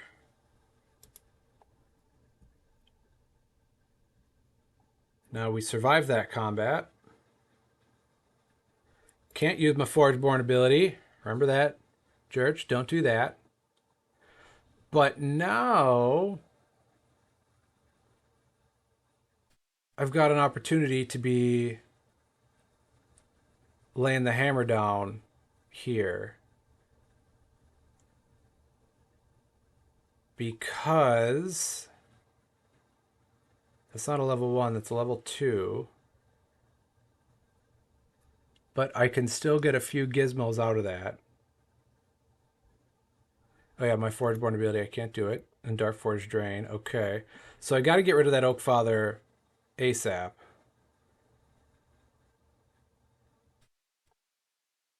And the only plausible level 1 I have is actually by doing Drone Hive.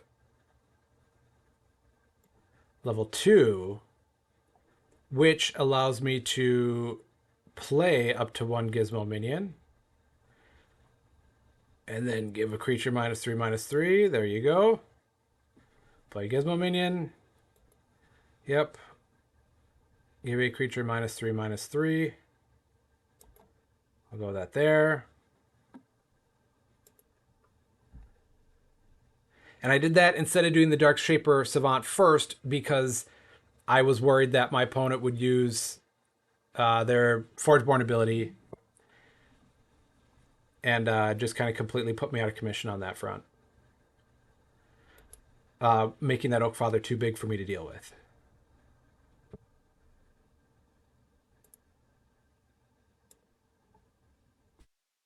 Yeah, so that I would have been at a...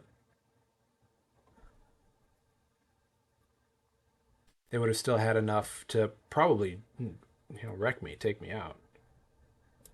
Well, so then I will Darkshaper Savant there. And I don't know if they have any other tricks unless they want to use their Darkforge Drain on their Darkheart Sorcerer. I'm pretty sure they've played 5 spells. So that we give it... Well, we can check. 1, 2, 3, 4, 5, 6, 7, 8. Not going to matter. Oh. Oh, yeah, and then Darkforge Drain there, and that'll end it. Yep, good game. Good game. All right. Let's take it to the ending then. Thank you, everybody, for joining me this week. If you want to get more connected to the community at all, scan that QR code you see on your screen right now. That will take you to an interactable version of the slide that you see, where you can go to the Stoneblade homepage. You can go to the SolForge Fusion homepage. You can click on that link to watch on Forge. That is the monthly news show that Lucas Lewinter and I put on. Speaking of Lucas Lewinter, he streams every Wednesday on this Twitch channel. And it is from 6 till 7 Central Time on Wednesdays. So check that out. You can join our Discord. That's where you get to hear about notifications, news, tournaments that are going on, including the myriad of events that I'm putting on, and community members are putting on events. You can follow us on Twitter, and then you can find the digital client on Steam. Please, if you haven't left a review for the digital client on Steam, please, please, please do so. Positive reviews are great for getting this game out to the masses, to people who don't know about SolForge, who might just be looking for a new game to try. And if we get enough positive reviews, it boosts the algorithm, which helps other people see us, which is the goal. So please leave a positive review if you haven't already. It goes a long way. Thank you to all of my opponents this week. Thank you to everybody that was showing up in the chat and interacting. I love talking to people, hearing how things are going inside and outside the world of SolForge Fusion. And for Jurch, I'm signing out and see you next week.